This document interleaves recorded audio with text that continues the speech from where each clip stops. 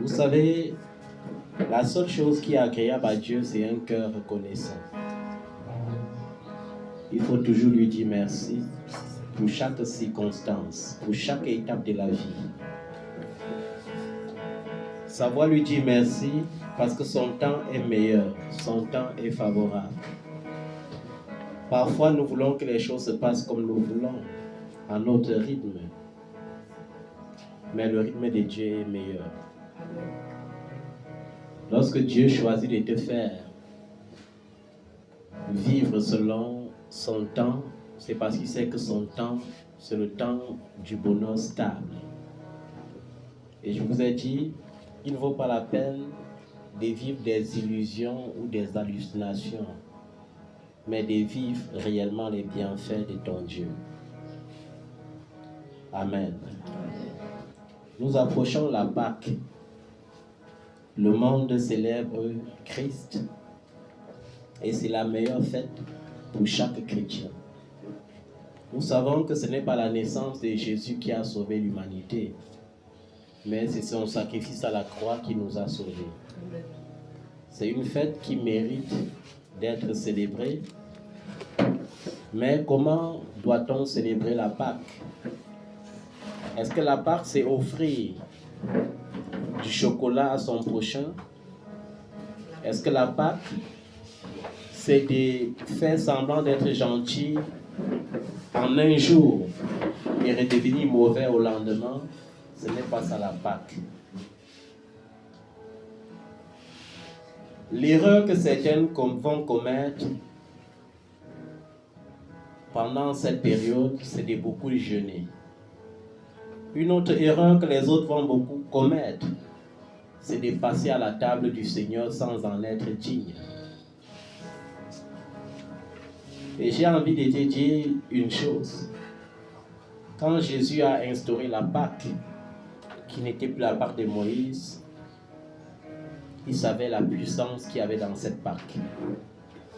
Une sainte scène bien faite est une guérison à la fois pour le corps, pour l'âme et pour l'esprit. Une sainte scène bien accomplie peut apporter beaucoup de miracles au-delà de tes imaginations. Mais pour cela, tu as besoin d'être prêt pour passer à la table du Seigneur. C'est pourquoi ce matin, le Seigneur me met à cœur de te donner un enseignement nouveau pour préparer ton cœur afin que dimanche prochain, tu sois digne et qualifié pour vivre les merveilles de l'Éternel. Parce que ton Dieu te dit, tu ne mourras pas, tu vivras et tu raconteras les bonnes œuvres de l'Éternel. Je me souviens, lors d'une de mes visites d'exhortation hier, chez une bien-aimée et son époux, ils posaient des questions très pertinentes. Et à la fin, je les ai résumées une seule chose. Le diable était fils de Dieu et c'est par orgueil qu'il s'était levé contre le trône de Dieu.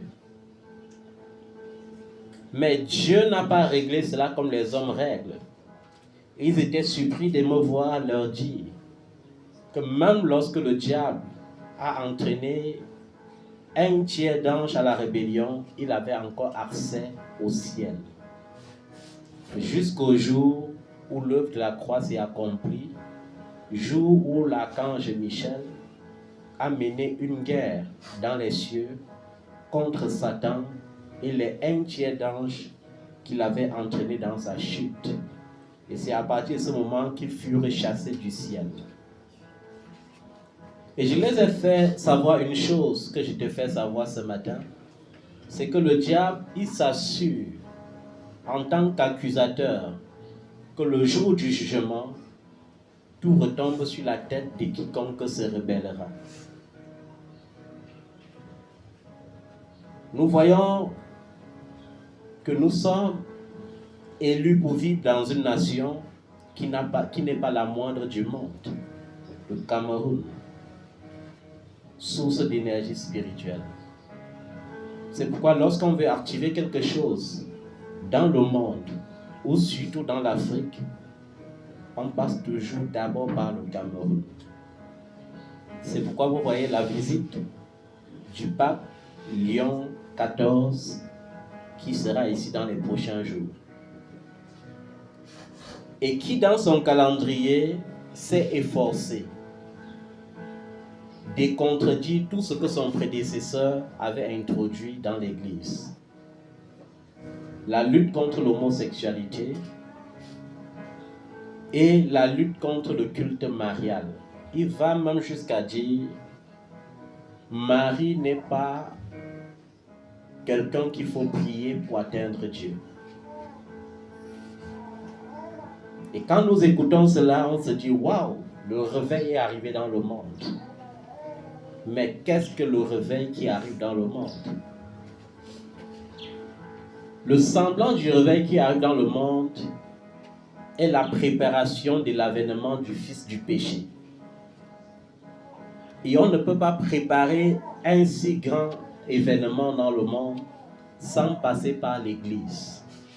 C'est pourquoi très bientôt vous allez voir une véritable synchronisation entre l'Église et les pouvoirs publics. On va voter des lois et on va instaurer l'écuménisme. Et celui qui n'adhérera pas enfermera purement et simplement son Église. Pourquoi? Parce qu'il faut être unanime pour que le Fils du péché règne. Dans le livre d'Apocalypse, on a parlé des 3 entités spirituelles, à savoir la bête, le faux prophète et l'antichrist. La bête, le faux prophète et l'antichrist. Et cela devrait t'interpeller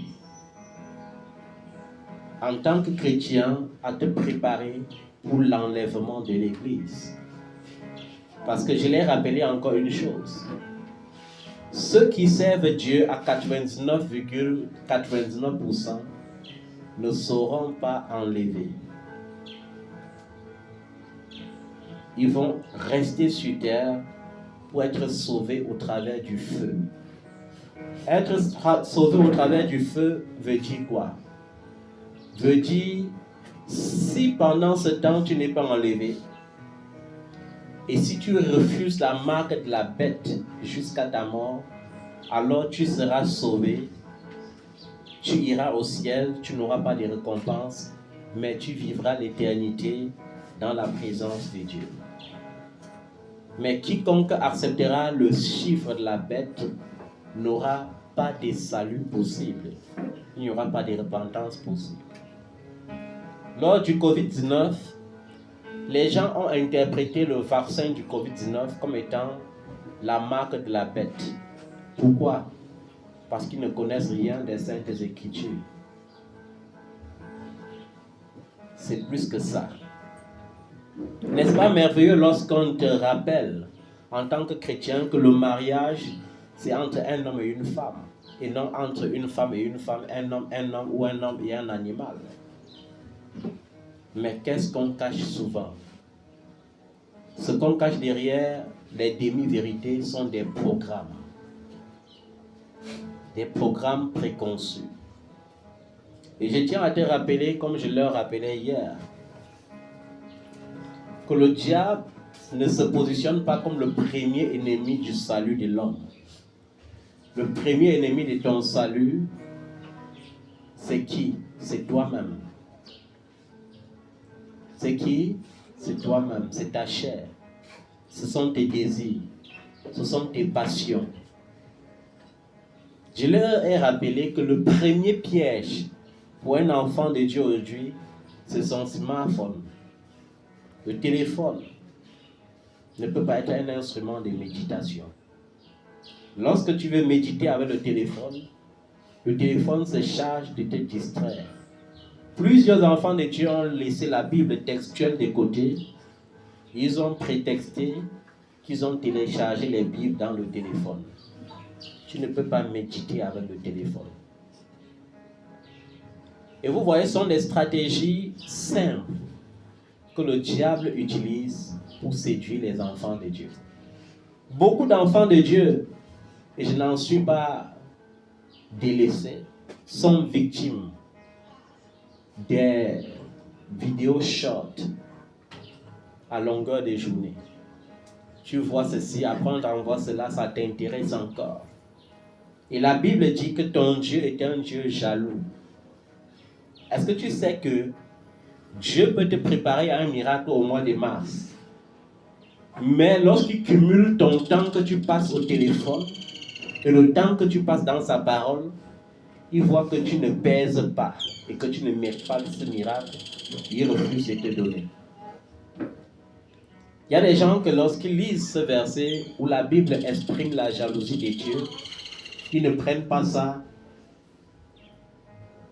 Ils prennent ça à la légère.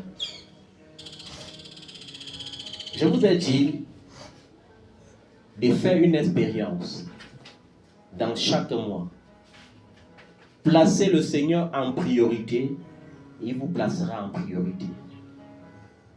Au mois d'avril qui va débuter, prends la résolution de te plonger dans ta Bible, de la méditer, même si tu ne la comprends pas, médite-la. Le Saint-Esprit se chargera du reste. Et tu verras que tu prieras moins, mais tu auras plus de miracles. Mais si tu passes ton mois d'avril encore avec plus de temps dans ton téléphone, je vais te dire une chose. Dieu est éternel. Il n'a ni commencement des jours, ni fin de vie. Il ne vieillit pas, il ne meurt pas. Mais toi, tu vieillis et tu meurs. Ta peau peut sembler belle aujourd'hui, mais demain, elle sera rigueuse. Même si tu entretiens avec n'importe quoi, il n'y a pas d'antidote contre la vieillesse. Il n'y a pas d'antidote contre la mort. Aujourd'hui, nous voyons les gens mourir. Et chaque fois, je prends souvent même ma calculatrice pour voir le nombre de temps que les gens vivent. Mais on voit aujourd'hui que très peu sont certains qui vivent jusqu'à 70 ans. Très peu. Quelqu'un meurt, tu vois, 49 ans, 50 ans. Quand quelqu'un atteint 60 ans, c'est comme si c'était un miracle. Or, Dieu a dit que pour ses enfants, le plus faible doit mourir à quel âge? À 70 ans. Et le plus robuste à 120 ans. Mais est-ce que 120 ans représente l'éternité? Il ne sert donc à rien de perdre du temps dans un monde où l'homme paraît comme une vapeur qui paraît pour un instant et puis disparaît.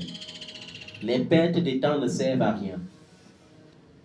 Le premier ennemi de l'homme étant toi-même. Tu dois apprendre à vivre selon la chair, selon l'esprit, pour vaincre ta chair qui est l'ennemi de ton âme. Le deuxième ennemi de l'homme étant le monde dans lequel tu vis. Tu dois faire attention à ta manière de voir le monde, de peur que le monde ne corrompe ton esprit. Le troisième ennemi étant Satan, la Bible te demande de le résister. La Bible dit, résistez au diable, et il s'enfuira loin de vous. La seule façon de le résister, c'est de connaître la parole de Dieu. De connaître le il est écrit. Amen. Mais ce matin, je parlais de la Pâque et de la façon de se présenter à la table du Seigneur. Quand tu sens que la Pâque est proche, c'est l'occasion pour toi de te souvenir d'une parole que le Seigneur a dit dans les évangiles. Méfiez-vous du levain des pharisiens. Plusieurs, lorsqu'ils lisent la Bible de façon textuelle, quand ils entendent parler de levain, ils pensent au pain, ils pensent à la farine, ils pensent au blé, ils pensent même au beignet. Ce n'est pas ça. Le levain ici décrit aussi ton caractère, le caractère des autres, la doctrine, la saine doctrine et la fausse doctrine. Et le Seigneur te demande de te méfier de cela. Si tu te méfies et te dérobes du mauvais levain, tu seras digne de passer à la table du Seigneur. Ce matin, j'aimerais que nous prêtions attention à ce qui est écrit dans Proverbe 24. Vous allez lire à la maison. Dans le livre de Proverbe 24, la Bible dit au verset 1er, « Ne porte pas envie aux hommes méchants et ne désire pas être avec eux. » Amen. Hier, quelqu'un me parlait des ministres d'État, de leur salaire, de certains hommes d'affaires, de leur salaire, du nombre de biens qu'ils possèdent, du nombre de maisons, de leur capacité à avoir la facilité financière. Et je leur disais une chose. Est-ce que tu sais pourquoi ils sont inhumains? Tu ne trouves plus l'humanité dans leur cœur, aucune sensibilité, rien que l'égoïsme, rien que l'égocentrisme. Dans une nation comme la nôtre, nous avons vu le ministre Laté, par exemple, dire qu'il ne voudra plus voir des poubelles sur les axes principaux de la ville. On a respecté cela pendant 2 semaines et hâtivement.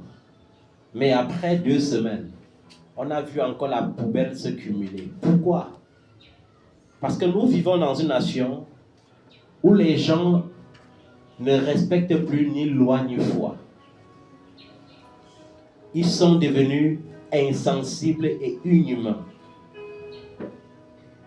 Pourquoi est-ce que chez les autres, les milliardaires s'intéressent de comment améliorer les conditions de vie, tandis que chez nous, certains songent plutôt comment empirer la situation de ceux qui vivent dans la précarité déjà? Parce qu'ils t'envient. Tu me diras, est-ce que j'ai une maison? Est-ce que j'ai une voiture? Est-ce que je voyage en jet privé? Est-ce que je voyage en classe d'affaires? Est-ce que j'ai un compte bancaire fourni en milliards? Mais je te dirais qu'ils t'envient. Ils envient ta façon de vivre. Ils envient ton sommeil. Ils envient ta paix. Et leur seule façon de te nuire, c'est de rendre ta vie difficile. En te privant de tout ce dont l'humanité a besoin. Parce qu'ils espèrent qu'au moins avec cela, tu peux perdre un peu de paix. Ils n'ont pas de paix. Et c'est ce que la Bible nous décrit. Ne porte pas envie aux hommes méchants. Bien souvent, nous désirons être comme certains. Nous voulons être milliardaires. Nous voulons... Et parfois, lorsqu'on te demande, tu veux être milliardaire pour quel but? Tu ne connais même pas le but pour lequel tu veux être milliardaire. Tu veux seulement être milliardaire, mais tu ne sais pas pourquoi. Est-ce que je suis en train de prêcher ce matin qu'il ne faut pas être milliardaire? Non. Est-ce que je suis en train de prêcher ce matin qu'il ne faut pas être riche? Non. D'ailleurs, Dieu n'a jamais béni quelqu'un dans sa parole avec la pauvreté. Nous avons vu David, il termine sa vie comment? Riche. Nous avons vu Moïse, il termine sa vie comment? Riche. Nous avons vu Abraham, il termine sa vie comment? Riche. C'est-à-dire que Dieu bénit ses enfants avec la richesse. Mais il y a des conditions. Ne porte pas envie aux hommes méchants et ne désire pas être avec eux. Car leur cœur médite la ruine et leurs lèvres parlent d'iniquité. C'est par la sagesse qu'une maison s'élève et par l'intelligence qu'elle s'affermit. Et si nous allons plus loin, jusqu'au verset 26, on verra que le Seigneur conclut en disant quoi? Il baise les lèvres celui qui répond des paroles justes. Le Seigneur ne peut pas léser ou délaisser un homme juste. C'est impossible. Est-ce que vous comprenez ça? Ça veut dire quoi? J'ai dit dans l'une de mes publications, pour attirer l'attention des gens, que l'hypocrisie est la mère de la sorcellerie. Mais l'hypocrisie, qu'est-ce qui active l'hypocrisie? Parce qu'il y a tout un ensemble de choses que les chrétiens pratiquent et qu'ils devraient abandonner s'ils veulent vraiment voir le salut de leur Dieu. Nous avons vu ce que l'apôtre Paul prescrit dans Galates chapitre 5, verset 26, que nous devons lire. Galates chapitre 5, verset 26.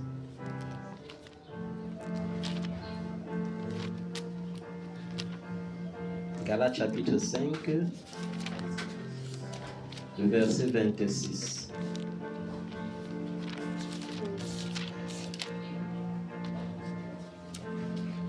Là-bas, il est écrit: ne cherchons pas une vaine gloire en nous provoquant les uns les autres, en nous portant envie les uns les autres. J'ai eu une révélation cette nuit. Une très grande révélation. Lorsque tu réussis dans cette vie à répertorier tous ceux qui t'envient, que ce soit dans ta famille, que ce soit dans ton entourage, que ce soit dans la société, tu peux être épargné de beaucoup de choses.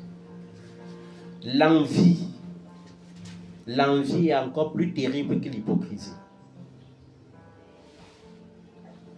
Et il y a les choses qui activent l'envie.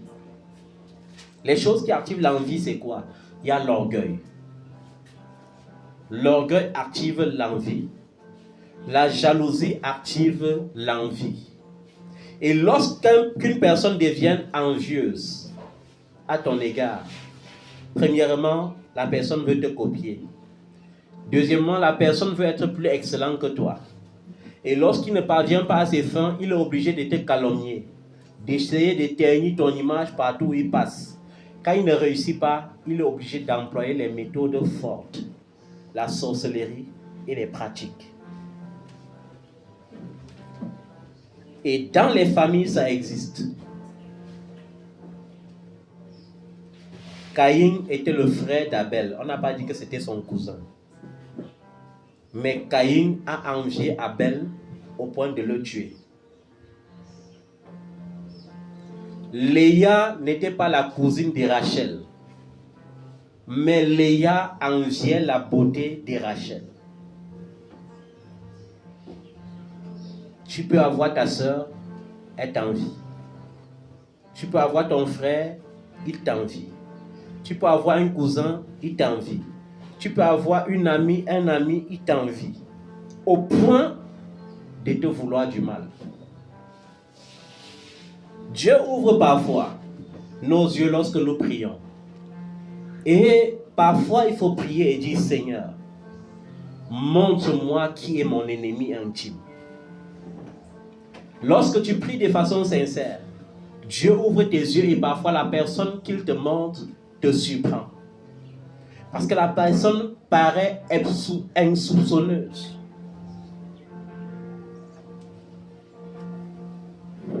La personne est parfois trop proche de toi. Mais on te montre comment la personne pratique contre toi. Et parfois, c'est à cette personne que tu racontes tous tes projets. Je veux dire faire ceci, je suis dit à tel niveau, je suis dit à tel niveau. C'est pourquoi je vous ai dit que même dans vos téléphones, il y a des gens qui consultent vos statuts 24 heures sur 24. Pas seulement pour lire vos statuts, mais pour voir à quel niveau vous êtes. pour se renseigner et changer de stratégie pour mieux vous combattre. Lorsque tu m'es fiancé, il dit que waouh, donc celui-là veut dire se fiancer, celle-là veut dire se fiancer. Il fléchit les genoux au sol. Vous savez qu'il y a les gens qui utilisent la Bible comme outil de sorcellerie. Hein? C'est qu'il lit les versets bibliques, il met les genoux au sol, il prie pour que tu échoues. Il jeûne pour ça.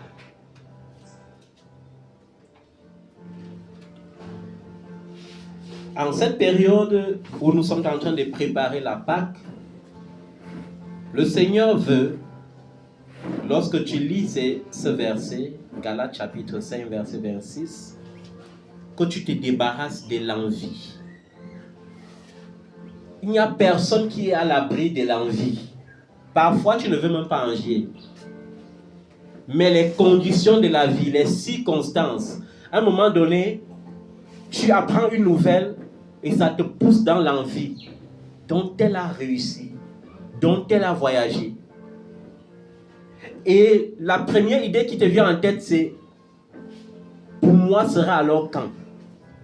Et lorsque tu commences à envier les positions des autres, la jalousie peut naître. Et lorsque la jalousie naît, ta vie n'est plus tranquille.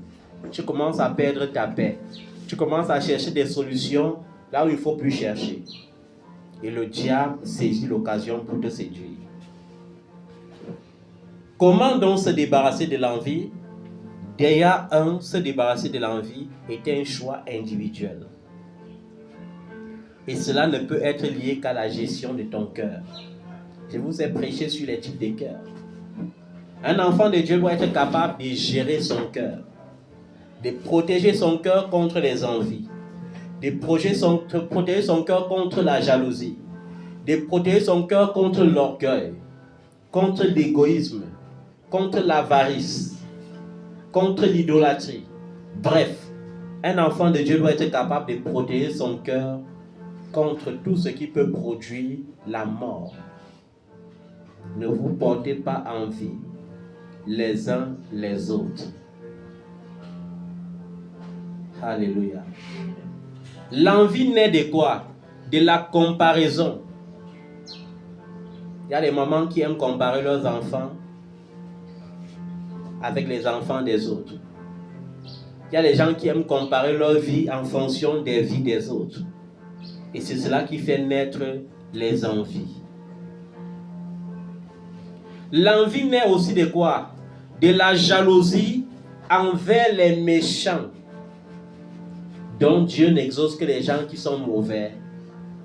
Vous voyez, depuis qu'on dit que tel ministre est mauvais, il est toujours en bonne santé. On le nomme encore. Et ça, lorsque nous lisons le psaume d'Asaph, le psaume 73, on comprend bien ça, que ça peut arriver à tout le monde. Asaph, dans le psaume 73, dit « Ne porte pas envie aux méchants ». Alléluia.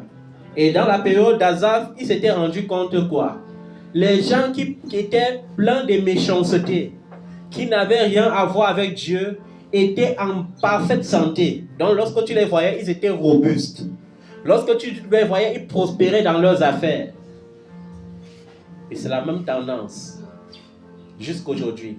Tu vas voir quelqu'un qui te dit « Laissez-moi avec vos histoires de Dieu que les Blancs ont amenées ici. Moi, je prie mes crânes et je voyage pas à Dubaï comme je veux. Quand je veux, je rentre quand je veux. Je prospère. » L'envie naît de la jalousie envers ces genres de personnes.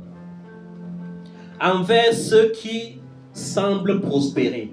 Pourquoi je parle de cette précision, sembler prospérer? La prospérité, c'est aussi un état d'équilibre. Si tu as les milliards, et à côté de tes milliards, tu as un cœur artificiel, est-ce que ça veut dire que tu es riche? Si tu as les milliards, et à côté de tes milliards, tu as les enfants mongols, est-ce que ça signifie que tu es riche? Si tu as les milliards, tu peux voyager quand tu veux, comme tu veux. Mais tu traînes avec toi un diabète chronique. Tu es dépendant des médicaments. Est-ce que tu es riche? La richesse, c'est aussi d'abord la stabilité physique, émotionnelle, spirituelle, sociale. La richesse selon Dieu, c'est d'abord un équilibre. Ça veut dire, j'ai mon argent et mon argent ne me sert plus à être dépendant des médicaments. Par conséquent, mon argent me sert seulement à faire du bien parce que le Seigneur me fait du bien. Je suis équilibré physiquement. Est-ce que vous comprenez ce que c'est que la richesse? Tous ces gens-là que vous enviez ont un semblant de prospérité, mais au fond, ils ne sont pas prospères. D'ailleurs, un homme qui est vraiment prospère, est-ce qu'il est inhumain? Un homme qui est prospère possède un cœur rempli d'humanité, vrai ou faux? Et qui veut faire du bien, il veut que le monde soit beau. Mais les autres que vous voyez comme des riches, ils n'ont plus l'humanité en eux. Pourquoi? Parce qu'ils veulent aussi que vous misérez un peu. Il a son argent, mais il se sent misérable. À quoi bon être riche si la condition, c'est l'inceste?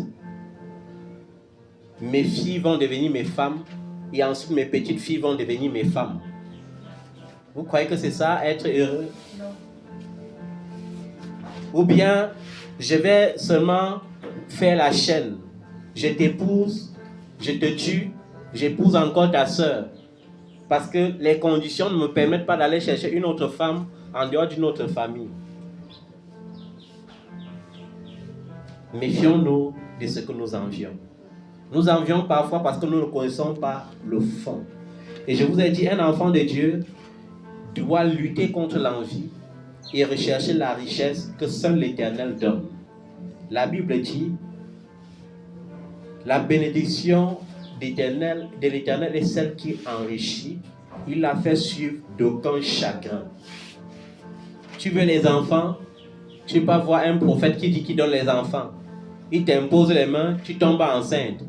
Tu accouches un enfant, chaque jour, quand tu as un peu d'argent, il tombe malade. Quand l'argent finit, il guérit.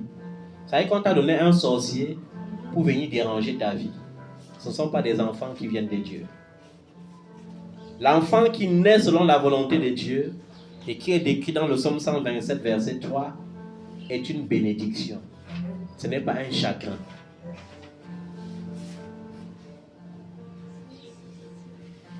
Je ne suis pas en train de dire que tous les enfants qui naissent avec une déformation sont des enfants nés des mauvaises prophéties ou de la sorcellerie. Certaines maladies sont aussi pour la gloire de Dieu. Lorsque Lazare est tombé malade, le Seigneur a dit c'est pour la gloire de Dieu. Lorsque les gens ont demandé à Jésus le pourquoi un jeune homme était né étant aveugle, il était aveugle de naissance, Jésus a dit que ce n'est pas parce que son père ou sa mère était dans la sorcellerie. Ce n'est pas parce que son père ou sa mère vivait dans le péché. Mais c'était parce que c'est pour la gloire de Dieu. Il y a certaines situations dans ta vie que lorsque tu combats, toi-même tu sens que c'est pour la gloire de Dieu. Il y a quel sorcier qui résiste devant le nom de Jésus? Depuis que tu dis, sorcier, lève-toi sur ma richesse. Sorcier, libère-moi de ma richesse. Libère ma richesse là. Tu crois que la richesse, ça ne vient pas parce que le sorcier est toujours assis sur ta richesse. C'est parce que ta situation est pour la gloire de Dieu. Et quand une situation est pour la gloire de Dieu, il y a un temps de préparation. Dieu ne peut pas donner la richesse à un cœur rempli de folie. Dieu enlève d'abord la folie de ton cœur. Ensuite, il te donne maintenant la richesse parce qu'il sait que la richesse ne doit pas t'égarer. Si tu donnes la richesse à un fou, il deviendra encore plus fou. Non seulement il sera un danger pour lui, mais il sera un danger pour la société. Il sera un danger pour son entourage. Amen. Il faut que tu te débarrasses de l'envie. Et pour te débarrasser de ça, cesse de te comparer ou de comparer ta vie à celle des autres. Apprends à vivre le contentement, à bénir Dieu pour chaque quotidien que tu traverses. Amen. Seigneur, oui, au mois de mars, je n'ai pas eu tout ce que j'avais désiré, mais je te rends grâce parce que tu sais pourquoi. Et tu sais ce que tu as préparé pour moi en avril. Et tu sais ce que tu as préparé pour moi en mai. Et tu sais ce que tu as préparé pour moi en juin. Et tu sais pourquoi tu as préparé pour moi en juillet. Mais la seule chose que tu devrais savoir, c'est qu'il n'y a aucun mois qui peut se passer sans une bonne nouvelle dans ta vie. Amen. Parfois, nous voulons voir toujours de désastres. Mais nous voyons qu'à chaque étape, chaque mois, il y a une nouvelle qui prouve que nous avançons. Amen. Il y a une nouvelle qui prouve que Dieu est en train de te conduire quelque part. Amen. Amen. L'orgueil rend envieux. L'orgueil, le diable s'est levé un matin au ciel comme ça, il a dit que mince, je ne veux plus me contenter d'être seulement l'archange proposé sur la musique au ciel. Je veux plus être seulement le chef des adorateurs. Je veux être celui qui reçoit l'adoration. Et c'est comme ça que l'orgueil a porté envie du trône de Dieu dans son cœur. Et il s'est levé, il a commencé à battre sa campagne. Il a commencé à dire en tant que chef des anges, aux anges qui étaient sous son autorité, venez, il faut que vous commenciez à me donner l'adoration. Parce que moi-même, je peux m'asseoir sur le trône là. Alléluia. Nous devons tirer cela comme des leçons et ne plus envier la position des autres. Tu peux envier quelqu'un alors que dans le calendrier de Dieu, il est ton serviteur. Est-ce que vous savez ça? Vous savez que tu envies quelqu'un, tu vois, il a la maison, il a la voiture, il est bien habillé, tu l'envies, alors que dans 2-3 ans, il sera en train de demander du pain chez toi pour manger. C'est pourquoi nous devons faire attention. Même certains hommes de Dieu qui ont des taxes que les gens doivent payer, c'est par erreur. Tu pars chez quelqu'un prier, Dieu a mis dans son cœur de te donner 100 millions. Mais tu pars en priant, tu lui dis que Dieu a dit qu'il faut que tu me donnes 1 million. Tu vois que toi-même tu es dans l'erreur. C'est pourquoi je vous ai dit, même en matière de dons, les vrais dons sont ceux-là que Dieu met dans les cœurs des gens et non ce que tu demandes. Est-ce que tu sais que Dieu est capable de prendre tes besoins et de présenter à quelqu'un? Il est capable de prendre tes besoins dans ton cœur et de pousser quelqu'un à te donner ça sans que tu n'aies demandé. Mais parfois, les enfants de Dieu veulent se comporter comme des mendiants. Ils oublient que lorsque tu demandes, si Dieu ne touche pas le cœur, on ne te donne pas. D'ailleurs, nous sommes dans un monde aujourd'hui que pourquoi on te donne? Si ce n'est pas Dieu, on ne peut pas te donner. Nous sommes dans un monde où chacun est désireux d'avoir toujours encore plus et d'amasser plutôt que de donner. Dans un monde où quand tu te tournes vers celui qui a les moyens, il te dit, il te prouve par A plus B qu'il n'a pas les moyens et que le monde est devenu difficile. Et est-ce que c'est faux? Est-ce que ce n'est pas difficile? C'est pourquoi je vous ai prêché la semaine dernière en vous disant, gardez-vous de chanter dans mes oreilles que c'est dur. Le Seigneur nous a créés pour régner. Celui qui règne ne voit pas les difficultés. Il règne justement. Amen. Quand on parle de royauté, dans la royauté, il y a quoi? Il y a les possessions. Dans la royauté, il y a la richesse. Dans la royauté, il y a la gloire. Est-ce que tu comprends ce que c'est que le règne de Dieu? Mais maintenant, si dans le règne de Dieu, toi-même qui as dit, Père, que ton règne arrive, tu te mets encore chaque jour à confesser que c'est dur, c'est que tu n'es pas digne du règne de Dieu. C'est que tu ne règnes pas avec le Christ. Régner avec Christ, c'est prendre possession de ce qui est meilleur. Régner avec Christ, c'est prendre les richesses les plus meilleures. Parce qu'il a dit, je te ferai sucer le lait des nations. Il a dit, je te donnerai le meilleur mou et la meilleure vigne. Celui qui l'a dit est fidèle. À condition que tu acceptes. À un moment donné, il faut apprendre juste à accepter ce que Dieu te donne. Parfois, ce qui te dérobe du plan de Dieu, c'est ton intelligence qui te trompe. C'est ta pensée qui te trompe. Et là, ça te pousse à faire avec ta propre force. L'orgueil donc rend envieux. C'est pourquoi tu dois éloigner de ton cœur l'orgueil en ce temps de préparation de la Pâque. L'orgueil te fait croire que tu es suffisant. Il faut que tu éloignes de ton cœur l'orgueil. L'orgueil te fait croire que tu connais déjà. même lorsque tu ne connais rien du tout. C'est pourquoi l'apôtre Paul dit, si quelqu'un croit connaître quelque chose, alors il n'a encore rien connu. Est-ce que vous comprenez ça? Il est recommandé de regarder les autres. Pour vaincre l'orgueil, il faut faire quoi? Apprendre juste à voir les autres comme s'ils étaient plus grands que toi. Même si tu sens que tu es grand. Hier, j'ai publié quelque chose qui m'enseignait moi-même. Ne pas rater le texte d'humilité. Le texte d'humilité, c'est quoi? Parfois, Dieu veut te bénir, mais il veut voir si tu as le cœur d'un serviteur. Parce que Dieu, pour bénir les gens, les transforme d'abord en serviteurs. C'est pourquoi Moïse quitte le palais où il a vécu pendant 40 ans et il va vivre dans le désert, là où il ne fait que garder les moutons, les troupeaux des chèvres et des moutons pendant 40 ans. C'était pour avoir le cœur d'un serviteur, un cœur simple, un cœur serviable, un cœur rempli d'amour, un cœur rempli d'attention. Est-ce que vous comprenez ça?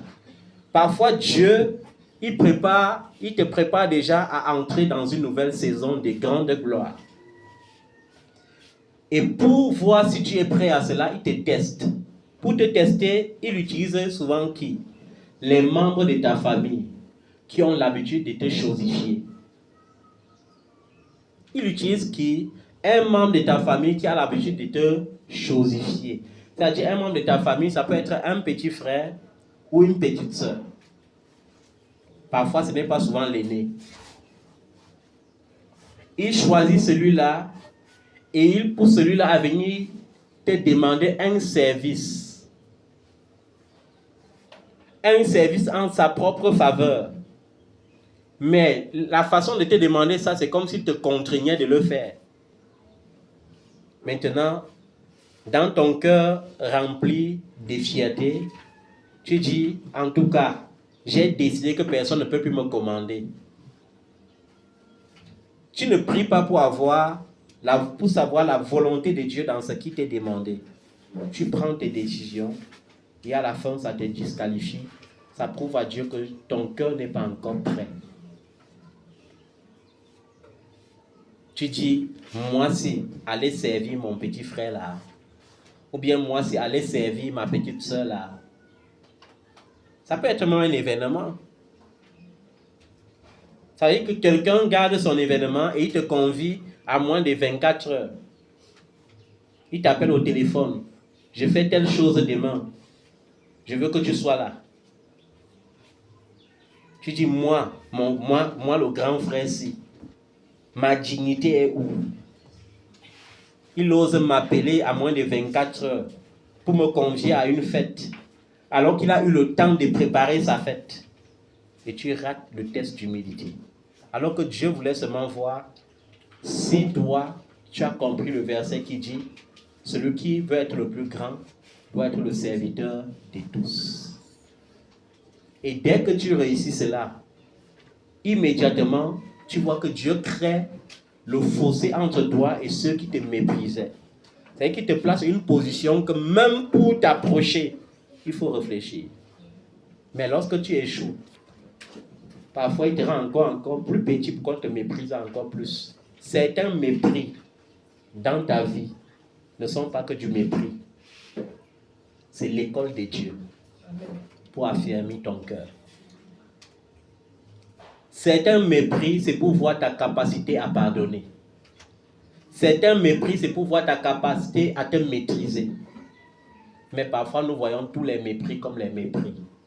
Le test d'humilité de Dieu, quand ça vient, ça ressemble à une forme d'humiliation. Je crois que c'est l'humiliation. Et pourtant, Dieu veut tirer de cela une seule chose. L'humilité qui précède la gloire.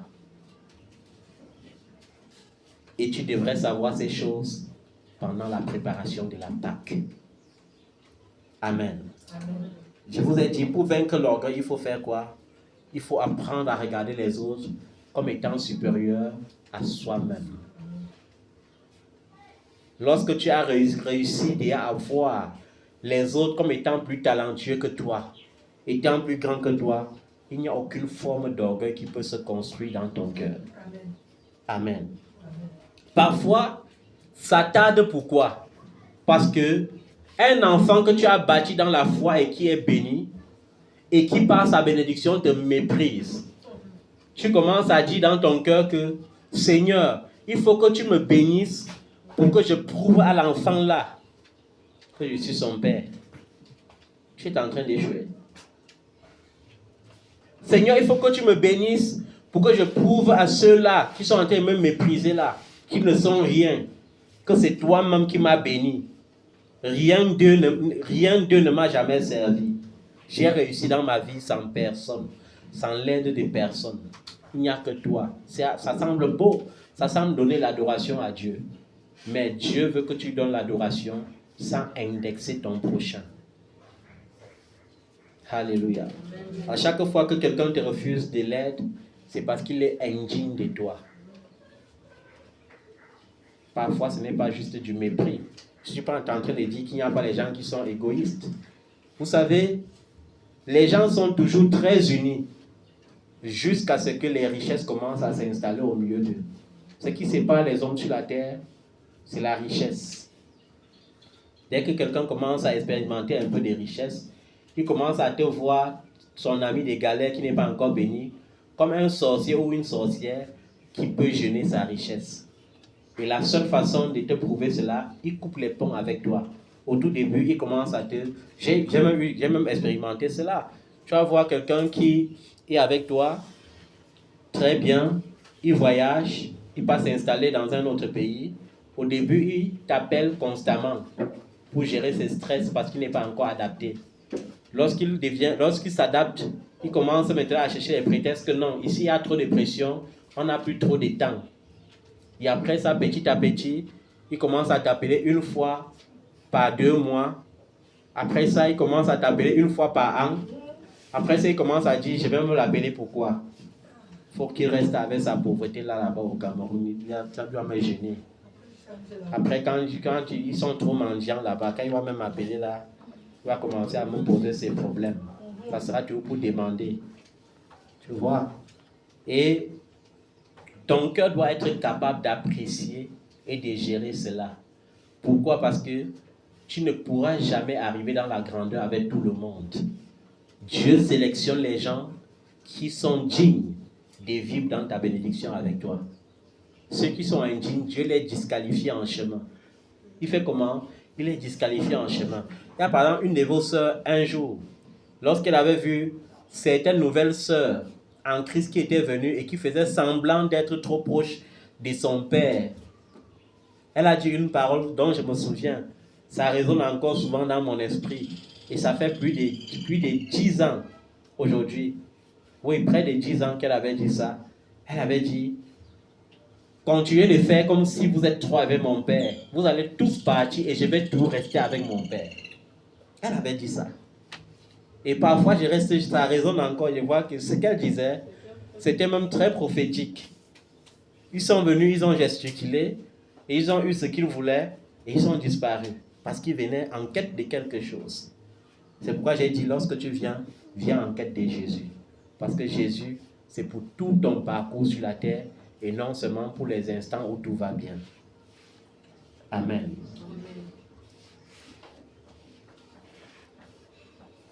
Pour éviter donc l'orgueil rend envieux. Maintenant, pour éviter l'orgueil, j'ai dit il faut apprendre à voir les gens comme étant supérieurs à toi-même. Ceci dans le but d'éviter quoi? La jalousie. Parce que si tu évites la jalousie, tu as attiré la bénédiction sur toi. Amen. Parfois, la jalousie naît, tu ne connais même pas. Hein? Tu te rends seulement compte que tu es déjà jaloux. C'est-à-dire que c'est quand tu dors, ta pensée te prouve que tu étais devenu jaloux sans savoir. C'est-à-dire qu'on t'annonce une bonne nouvelle, tu apprécies. Après, tu te couches maintenant pour dormir, tu sens comment ta pensée ne dort pas, ta pensée travaille. Ta pensée te dit, mince, waouh. Donc le frère là a vraiment finalement voyagé. Donc la soeur là, finalement elle a eu ses enfants. Waouh. Donc finalement elle se marie. Non. Et c'est là où tu te rends compte que la jalousie s'est infiltrée. Tu dois protéger ton cœur de cela. La Bible suggère que la plus grande victoire pour avoir une totale victoire sur tout ce que nous avons énuméré, c'est-à-dire l'orgueil, l'envie, la jalousie, il faut vivre selon l'esprit pour vaincre les envies. Il faut marcher selon l'esprit du Seigneur et non selon les désirs de notre cœur. Alléluia. Il faut marcher selon l'esprit pour vaincre l'envie. Pourquoi? Parce que lorsque tu marches selon l'esprit de Dieu produit dans ta pensée et dans ton cœur l'amour et la joie et non les querelles. Vous savez, ceux qui jalousent beaucoup querellent aussi beaucoup. Hein? Ça te rend méchant. Et la méchanceté, c'est une forme de sorcellerie, comme je dis souvent. Alléluia. Si quelqu'un t'envie déjà, il faut savoir que tu as un sorcier qui est à tes côtés. Et quand quelqu'un t'envie, ça ne se cache pas. Il veut te copier dans tout ce que tu fais. Il veut tricher même tes œuvres et les améliorer pour être mieux vu que toi. J'avais eu un cousin comme ça. Que chaque fois qu'il voyait que j'ai fait quelque chose qui semble frapper ou bien qui semble impressionner le grand tas dans la famille, il copie presque la même chose. Il fait aussi pour dire que bon, il faut que j'attire aussi l'attention sur moi. J'avais un autre comme ça qui disait, avec beaucoup d'amertume dans le cœur, que grand-mère, est-ce que nous ne sommes pas aussi les êtres humains? Comment celui-ci a le droit d'avoir son déjeuner le matin, tandis que nous, on doit chauffer le reste de la nourriture pour qu'on mange? Et c'est comme ça. C'est à partir des petites remarques comme ça que l'envie finit par s'installer. Après, ça devient la jalousie. Après, ça devient, oh, la grand-mère le choye beaucoup. Et là, par conséquent, on commence à développer les stratégies pour te peindre en noir devant la grand-mère. Et si on ne parvient pas, la sorcellerie risque de s'installer. C'est comme ça. Quand tu portes l'onction de la royauté en toi, les personnes âgées voient. Les personnes âgées font comment? Ils voient. Ils te distinguent alors que tu es tout petit. Parce que c'est cette caractéristique que j'avais quand j'étais petit. Dans ma famille maternelle, ma grand-mère me privait des travaux champêtres et des travaux domestiques.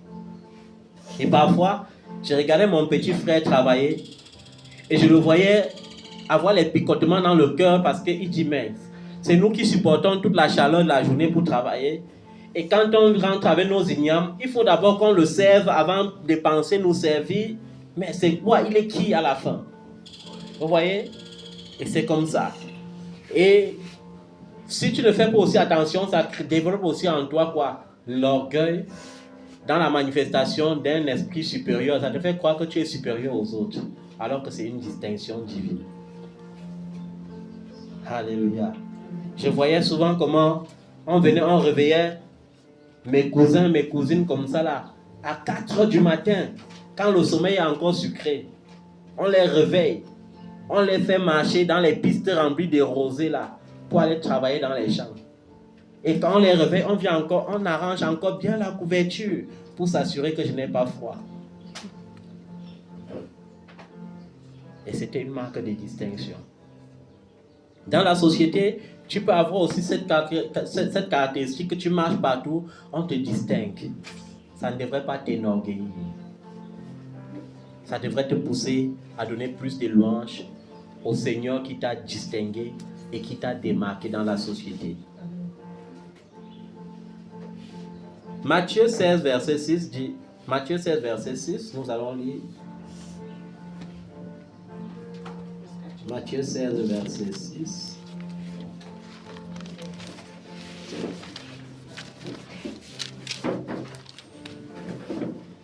Là, il est écrit, Jésus leur dit, gardez-vous avec soin du levain des pharisiens et des sadduciens. Amen. Et je vous ai dit, le but pour être prêt pour passer à la table du Seigneur, c'est de savoir se garder du mauvais levain, qui signifie avoir le discernement pour connaître qui est un faux frère, qui est une fausse sœur, qui est un faux prophète, qui donne une fausse doctrine. Vous savez, la différence entre la vraie doctrine et la fausse doctrine est très difficile à cerner. Il y a beaucoup de faux prophètes que lorsque tu l'entends développer la Bible, si tu n'as pas l'esprit de discernement, tu vas t'asseoir toute la journée pour l'écouter. Tu vas répondre les amens, les amens, les amens, sans savoir.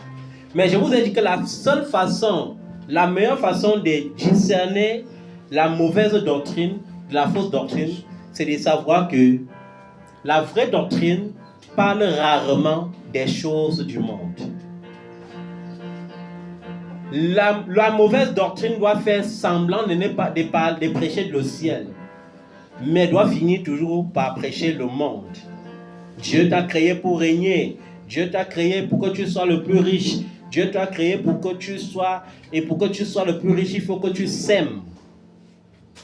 Vous voyez la nuance entre la vraie doctrine et la mauvaise doctrine, c'est que la mauvaise doctrine ne s'intéresse pas du salut de l'âme.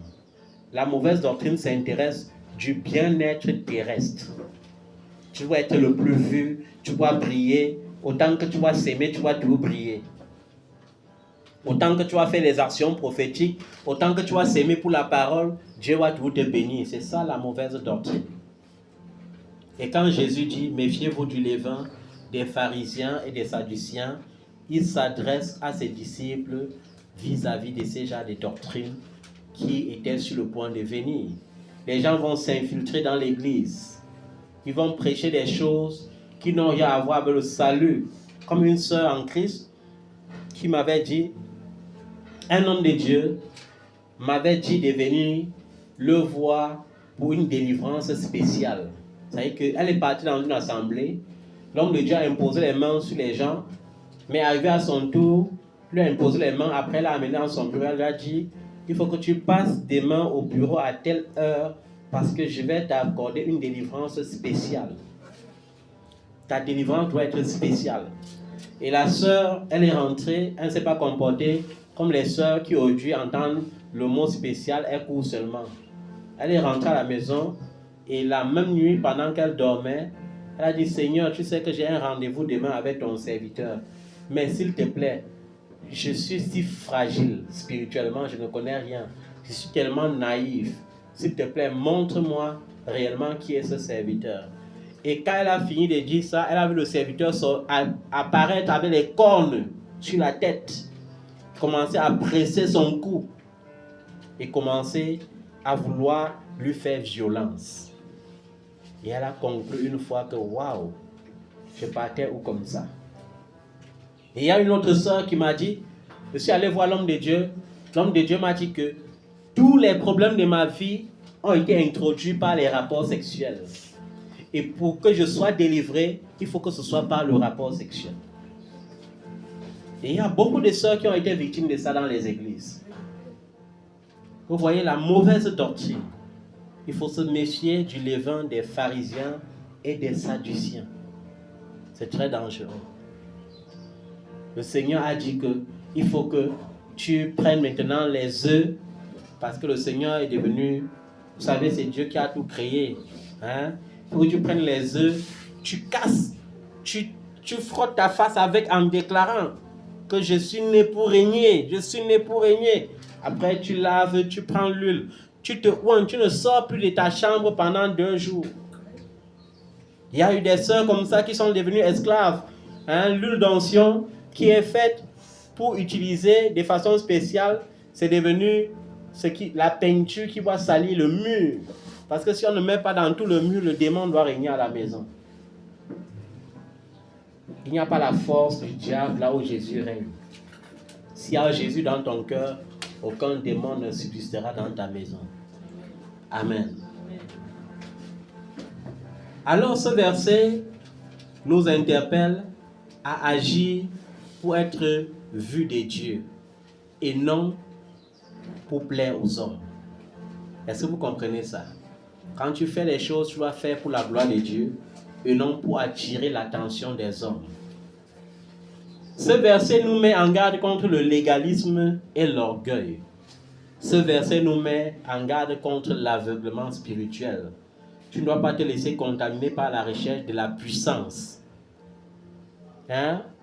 Il y a les chrétiens aujourd'hui qui disent quoi? Je cherche l'onction. Et il n'a pas la paresse pour ça. Je vous ai raconté l'histoire d'un homme de Dieu. On était ensemble à la montagne. Sa vie était tranquille. Il a dit que c'est Dieu qui l'avait envoyé ici à Yaoundé pour s'implanter. Mais il est arrivé à Yaoundé. Au lieu d'annoncer l'évangile, il voulait la puissance pour annoncer l'évangile. Et il n'a pas compris que la puissance pour annoncer l'évangile, c'est de méditer la parole de Dieu et de compter sur le Saint-Esprit. Il a cru que la puissance, c'est de voyager pour aller chercher un Dieu qui n'existe pas au Cameroun. Il a pris toutes ses économies. Toutes ses économies, il a laissé sa femme et ses enfants affamés. Il a pris les routes, il a payé pour arriver au Nigeria. Et quand il est arrivé au Nigeria, il lui a fallu 1 mois pour être reçu. 1 mois pour être reçu. Vous savez que pour les gens qui partent au Nigeria, pour rencontrer le prophète Tibi Joshua, tu ne t'enregistres pas à l'avance. On ne peut pas te recevoir. Il faut t'enregistrer à l'avance parce que tu peux attendre même 3 mois. Et quand tu attends 3 mois, il faut avoir l'argent pour vivre à l'hôtel. Parce qu'il y a les hôtels aussi autour de la synagogue. Et c'est l'argent qui paye ça. Ce n'est pas que c'est pour que les gens viennent dormir là-bas gratuitement. J'ai connu les servants de Dieu qui sont devenus des prostituées spirituelles pour être allés chercher l'onction au Nigeria. C'est-à-dire que maintenant là, les hommes de Dieu disent que bon, tu deviens aussi ma femme pendant ton séjour et te nourris pendant ton séjour, le temps que tu rencontres le leader. Et tu n'as plus où aller, tu te sens contraint de le faire. Et tu rentres, tu nous donnes ça comme témoignage. Et tu te sens très puissante. Et l'homme de Dieu, parce qu'il était un homme de Dieu, on a quand même annoncé qu'il y a un homme de Dieu qui est venu du Cameroun. Et ça l'a coûté 1 mois d'attente. Et il est allé, on l'a impacté et on lui a donné Anouenchi Ouata. Quand il est rentré ici, il est monté à la montagne. Toute sa prière, c'était tout avec Anouenchi Ouata en main. Il se sentait tout puissant. Et vous savez, il y a les gens qui ont ce qu'on appelle l'onction du jugement. Et le jour qu'il m'a rencontré, dès qu'il a sorti Anouenchi Ouata, j'ai dit, ouais, homme de Dieu, toi aussi, tu laisses l'œuvre à laquelle Dieu t'a appelé. Tu cours, tu n'as même pied d'abord pauvre. Tu n'arrives pas à manger, tu n'arrives pas à te vêtir. Tu prends encore tes économies, tu pars loin là-bas au Nigeria. Maintenant, te voici en train de cultiver à la montagne pour chercher le haricot que les enfants vont manger. L'argent là, tu étais obligé d'aller au Nigeria. Non, je suis rentré maintenant tout puissant, tout chargé. J'ai l'onction. Je lui ai dit que le test de l'onction là va commencer dans ta maison. Et 2 semaines après, il m'appelle. Hey, prophète, ma femme est gravement malade. Je dis, ok, et tu n'as pas pompé Anouenchi Ouata sur elle? J'ai pompé, c'est comme si ça ne faisait rien. J'ai dit, pompe davantage. Ok, tu n'es pas allé au Nigeria pour rien. Et plus il pompait, et plus la maladie s'aggravait. Au point que pour finir, sa femme avait perdu la mobilité du côté gauche. C'est-à-dire qu'elle était paralysée d'un côté. Et il était obligé maintenant de jouer le rôle de la mère et du père. Et il n'avait même pas l'argent pour prendre soin. C'est-à-dire qu'on était obligé maintenant de cotiser le peu qu'on a pour qu'il aille à l'hôpital avec. Et après 3 mois à l'hôpital, sa femme est passée de vie à trépas, malgré Anouenchi Ouata. Nous devons savoir que Dieu n'est pas dans les accessoires. Dieu est dans sa parole.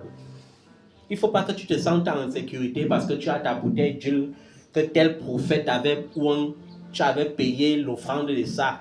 Non, il faut que tu te sentes en sécurité parce que tu as mis le bracelet de tel prophète dans ton bras comme vous aimez mettre de nos jours, ou bien la bague de ton prophète, ou bien la photo de ta prophétesse. Non, ça ne peut pas te sauver. Et en cette période de Pâques, le Seigneur te dit de te méfier de ce mauvais levain. Alléluia. Et cela signifie sortir complètement de l'aveuglement spirituel et de ne pas se laisser contaminer par la recherche de la puissance, de la reconnaissance et de la sécurité matérielle. Vous allez voir, dans certains ministères, rares sont les temps où on rappelle encore aux chrétiens qu'il y aura l'enlèvement. On les rappelle seulement de dire, confesse que tu es le plus vainqueur, le vainqueur, confesse que tu as prospéré, viens donner ta dîme encore, le Seigneur va encore multiplier, viens s'aimer, viens s'aimer, viens s'aimer. Et on crée une concurrence hiérarchique dans l'église. Les gens, à force de vouloir s'aimer et de vouloir être vus par le père ou le leader, font le plus d'efforts maximum au détriment de la perdition de leurs âmes. On ne refuse pas. La prospérité matérielle est utile. Utile, mais le salut de l'âme est ce qu'il faut pour toi d'abord. Cherchez premièrement le royaume des cieux et sa justice, et toutes les autres choses vous seront données par-dessus comme cadeau. Dieu nous fera prospérer, chacun à son heure, chacun en son temps. Tu n'as pas besoin d'être pressé. Tel est béni aujourd'hui, oui. Tel était né la même année que toi et vit déjà aux États-Unis, oui, c'est bien. On bénit le Seigneur pour toi, mais il faut que tu saches qu'il y a aussi ton temps de gloire que Dieu a préparé. Ça ne peut pas être venu avant, ça ne peut pas venir après. Ça va venir au temps que le Seigneur a prévu. Mais une chose est sûre, c'est que Dieu ne t'a pas créé pour le malheur. Dieu ne t'a pas créé pour que tu te pavanes à gauche, à droite. Dieu ne t'a pas créé pour que tu aies ça et là. Alléluia. Il y a certains qui accouchent à 11 ans, d'autres qui accouchent à 13 ans, d'autres qui accouchent à 18 ans, d'autres qui accouchent à 20 ans. Mais il y a aussi d'autres qui accouchent à 50 ans. Il y a aussi d'autres qui n'accouchent leur premier enfant qu'à 60 ans. Et ce sont toujours des enfants pour la gloire de Dieu. Ne soyons pas pressés. Comptons sur le temps de l'Éternel. Ici, il s'agit encore d'un appel à la sincérité du cœur et à la confiance en Dieu. Tout ce dont tu as besoin pour être béni, c'est d'être sincère. Alléluia. Sincère d'être dans ton cœur et avoir une confiance absolue en ton Dieu. Galates 2, versets 4 à 6 nous parle ici aussi de quoi? De nous méfier des faux frères, des faux circoncis. Des faux frères et des faux circoncis. Vous savez, à l'époque, j'étais parfois scandalisé. Lors de la création des églises pentecôtistes, qu'est-ce que certains leaders pentecôtistes faisaient? Ils utilisaient les jeunes belles filles de leur ministère comme appât pour attirer les hommes dans leur ministère. C'est que on choisissait souvent les filles qui sont trop jolies et on les envoyait pour aller attirer les hommes dans le ministère. Et tu vas voir un gars te rendre témoignage que je venais pour draguer la sœur-ci. Il est arrivé et me suis retrouvé à l'église. C'est que tu utilises ta beauté physique pour attirer les gens dans l'église. Il y a beaucoup d'apôtres, beaucoup de prophètes qui faisaient ça ici au Cameroun et ailleurs d'ailleurs. On utilisait les femmes comme appât pour attirer les hommes dans l'église. Et parmi elles, il y avait d'autres qui finissaient par avoir 10 maris, 15 maris, parce qu'il faut attirer le maximum d'hommes dans l'église. Donc quand il parle des maris ici, ce sont les maris qu'on fait secrètement, hein? Pas les maris qu'on célèbre 15 mariages, ce n'est pas ça. Et le Seigneur, dans le livre de Galates, chapitre 2, versets 4 à 6, nous demande de nous méfier des faux circoncis. Il y a un frère qui entre à l'église, il rend témoignage que je suis entré dans leur église là seulement parce qu'elle avait dit qu'elle n'épouse que les gens de leur église. Moi, je ne suis pas entré là-bas pour leur truc là. Je suis entré seulement là-bas pour elle. On a dit baptise-toi, je me suis baptisé, mais mon cœur n'était pas avec eux. Dès qu'on a béni le mariage, je lui ai dit que ne mets plus pied dans vos trucs là. Il y a les gens qui ont vécu ça. Ou un frère qui te dit que non, je suis musulman, pour que t'épouses, il faut que tu abandonnes ta vie chrétienne là, je t'islamise d'abord. Et comme tu as soif du mariage, au nom de Jésus, tu laisses Jésus pour suivre un esclave dans son esclavage parce que tu as soif du mariage. Et tu sais bien que un bon musulman, quand il est fidèle, là, c'est 4 femmes officielles et c'est 20 femmes officieuses. Donc toi, tu choisis d'aller entrer dans ça. Et en plus, encore, tu réunis même ton Christ pour ça. Quand je vois une femme écrire sur Facebook, je suis une chrétienne pratiquante, je suis ici pour chercher mon âme sœur, c'est quel verset biblique? C'est l'âme sœur qui te localise. C'est pas toi qui le cherches. Et parfois, les gens, à force de chercher les âmes sœurs comme ça, finissent par trouver les démons sœurs. C'est-à-dire que l'âme sœur même passe, tu ne vois même pas bien. Quand le démon passe, tu le localises bien. Et tu t'accroches. Et il te traumatise. Le mariage n'est pas un lieu de traumatisme. Ce n'est pas un lieu de traumatisme. Donc, dans Galates chapitre 2, verset 4, le Seigneur nous met en garde contre les infiltrations et les divisions. Il nous met en garde que nous devons sonder, avoir l'esprit de discernement et approuver les gens selon les fruits qu'ils portent. Quel est le fruit qu'ils portent? Quel est le fruit qu'ils portent? Lorsque tu connais quelqu'un, même si la personne est hypocrite, même si c'est déguise, il y a toujours quelque chose qui va faire un jour qui va trahir sa vraie nature. Toujours. Donc chacun est authentifié au travers du fruit qu'il porte.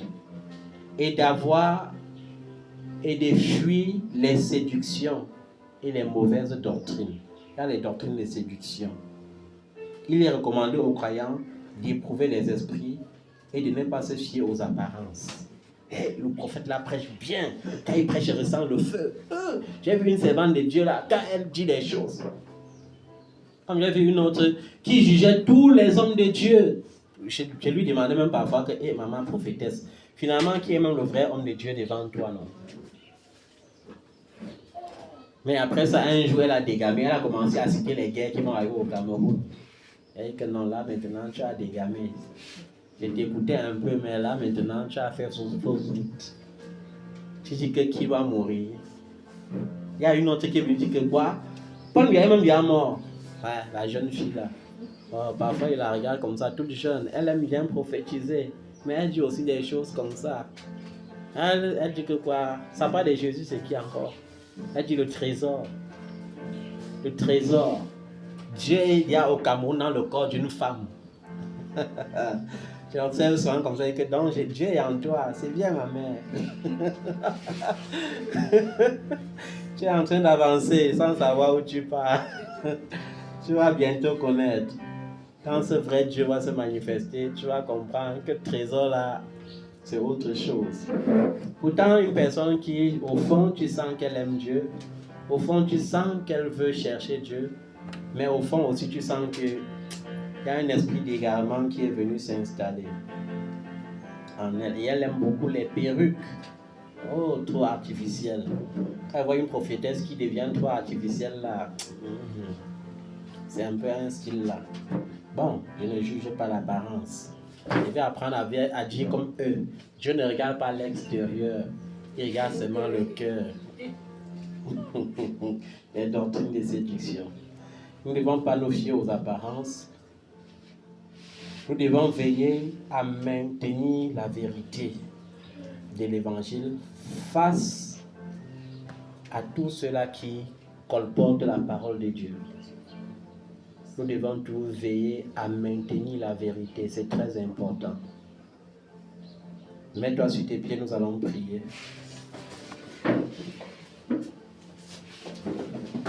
Dis avec moi, Seigneur Jésus. Seigneur Jésus. Je prie aujourd'hui pour tous ceux qui m'envient. Je prie aujourd'hui pour tous ceux qui m'envient. Afin que tu les délivres. Afin que tu les délivres. Et pendant que je prie pour eux, Et pendant que je prie pour mon cœur. je prie pour mon cœur. Afin que, Seigneur, Afin que, Seigneur, tu préserves mon cœur tu préserves mon cœur de l'envie, de l'envie, de l'orgueil. de l'orgueil. Préserve mon cœur, Seigneur, Préserve mon cœur de la jalousie. de la jalousie. Donne à mon cœur Donne à mon cœur l'esprit du contentement. l'esprit de contentement. Que je sache te rendre grâce Que je sache te rendre en grâce toutes choses. en toutes choses. Comme je prie ce matin, Comme je prie ce matin, que tout jeûne, que tout jeûne, toute prière, toute prière, toute imprécation, toute imprécation, toute incantation, toute forme de divination, des pratiques, que ceux qui m'envient proclament contre ma vie, devienne nul et sans effet. Nul et sans effet. Nul et sans effet. Au nom de Jésus-Christ. Père, comme je prie ce matin, que tout ce que les gens qui m'envient ont dérobé spirituellement dans ma vie me soit restitué maintenant au nom de Jésus-Christ. Ma gloire volée m'est restituée au nom de Jésus. Mes projets volés me sont restitués au nom de Jésus. Mes finances volées me sont restituées au nom de Jésus. Mes dons volés me sont restitués au nom de Jésus. Mes talents volés me sont restitués au nom de Jésus.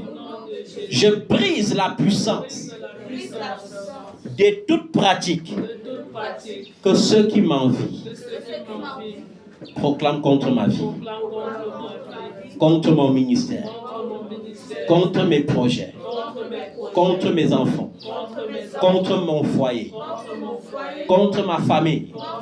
Au nom de Jésus, au nom de Jésus, que le feu de Dieu descende dans leur vie et détruise leurs armes. Que leurs armes ne prospèrent pas contre moi. Que leurs armes n'aient point de raison contre moi. Tu as dit dans ta parole que toute langue qui se lèvera en justice contre moi sera condamnée. Je condamne leur complot contre ma vie, leur complot contre ma vision. Je condamne au nom de Jésus-Christ. Partout où ils s'asseyent pour comploter contre moi, je jette un esprit de division, un feu de confusion au milieu d'eux maintenant. Que leur plan soit ruiné, que leur plan soit voué à l'échec. Au nom de Jésus, j'élève ma tête au-dessus des têtes de mes adversaires. Je crée l'écart et un fossé entre leur gloire et ma gloire, au nom puissant de Jésus-Christ. L'Éternel m'a créé pour briller, et je vais briller au nom de Jésus. Il m'a créé lumière du monde, et je vais briller au nom de Jésus-Christ. Je suis né pour illuminer, pour briller, pour éclairer, pour prospérer. Que cela s'accomplisse dans ma vie. Au nom de Jésus-Christ. Père, que tout pouvoir d'incantation qui a servi de blocage dans ma vie en ce mois de mars soit brisé. Et que le mois d'avril amène dans ma vie des jours prospères, des jours glorieux. Au nom de Jésus-Christ. Donne-moi des temps de joie, des temps d'allégresse, que je t'adore, que je te bénisse, que je multiplie mes temps d'adoration, mes temps de méditation, mes temps de prière, au nom de Jésus-Christ. Mets-moi à l'abri de tout homme ou de toute femme mandaté par le monde des ténèbres pour m'égarer loin de ta face. Seigneur, disperse-les, éloigne-les de moi, crée l'inimitié entre eux et moi. Au nom de Jésus. Père, je prie ce matin que tout ce que l'ennemi a sémé dans mon corps par la nourriture nocturne, par les restaurants de nuit, toute maladie qui a été plantée dans mon corps par ces nourritures, tout poison qui a été injecté dans mon sang par ces nourritures de nuit, par le feu, que j'en sois délivré, par le feu et par le sang de Jésus, que mon sang soit purifié, que mon corps soit purifié, que ces poisons disparaissent de ma vie, que ces poisons disparaissent de mon corps, Au nom de Jésus. Tout ce que la reine des eaux et les maris de nuit ont volé dans ma vie par les couches de nuit. Ce matin, j'ordonne la restitution totale. J'ordonne la restauration. Au nom de Jésus-Christ. Toute énergie qui a été volée dans ma vie par un démon, par le démon de la masturbation, ce matin, comme je prie, je déclare la restitution, la restauration, la réparation, au nom de Jésus.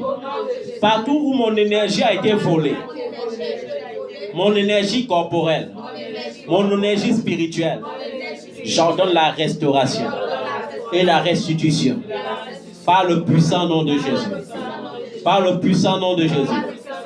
Je couvre ma vie avec le sang de Jésus. Je couvre ma vie avec le sang de Jésus. Avec le sang de Jésus. Je déclare aucun démon, aucun esprit impur ne trouvera asile en moi. Ne trouvera des failles.